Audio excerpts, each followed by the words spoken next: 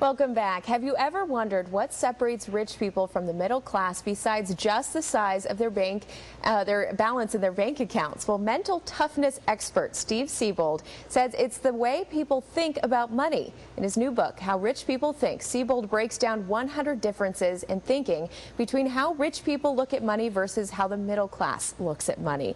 We, of course, are joined by Mr. Siebold now. Thanks so much for being here. Yeah, thanks for having me. Appreciate it. So as you started researching this book and you started to meet rich people, find out about their habits, how did this change your approach? Well, I realized why I was broke. I was thinking completely in the opposite direction of the wealthy about money, and I just couldn't believe it was that profound. But it was. So it's rather simple then.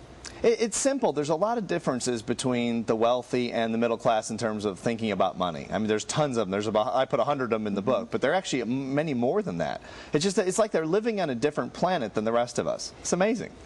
I thought it was interesting when you talked about how the middle class America talks about, money is the root of all evil, but whereas a rich person will say that poverty is the root of all evil. Explain that to us. The people that really think that are obsessed with money, if you think about it, are people who are broke, that don't have any money. I've been there. I don't know about you, but I've been there. And you can't think about anything else. It's like when you're hungry. You can't think about anything but food until you get something to eat. It's the same way. So the wealthy end up thinking about money in more positive terms and what they can do, how they can help people, philanthropy, that type of thing. Opportunity, freedom, all the good things. Whereas if you're broke, you're just terrified about how you're going to make your next mortgage payment.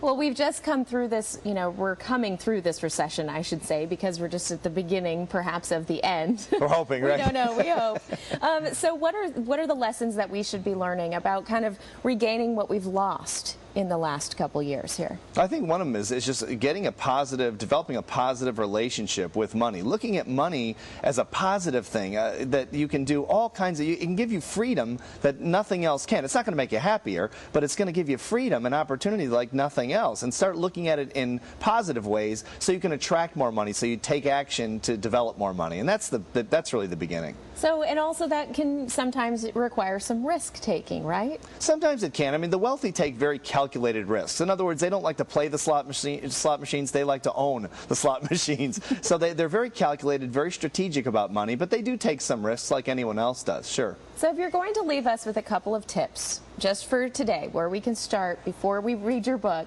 what are you going to tell us? I would say stop being afraid. If you're afraid, stop being afraid of money. Start looking at money through the eyes of abundance and opportunity as opposed to fear and scarcity, which is what most of us have been taught in school and by, all these people of influence when we were children, and we see money as a necessary evil. Don't see it like that. See it through the eyes of freedom, liberty, and all the good things. It's an opportunity, not something to be afraid of. Absolutely. You can live life on your own terms if you have enough money. It's not about materialism, it's about freedom.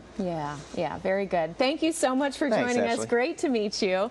Excellent information. Of course, you should all pick up the book, How Rich People Think by Steve Siebold.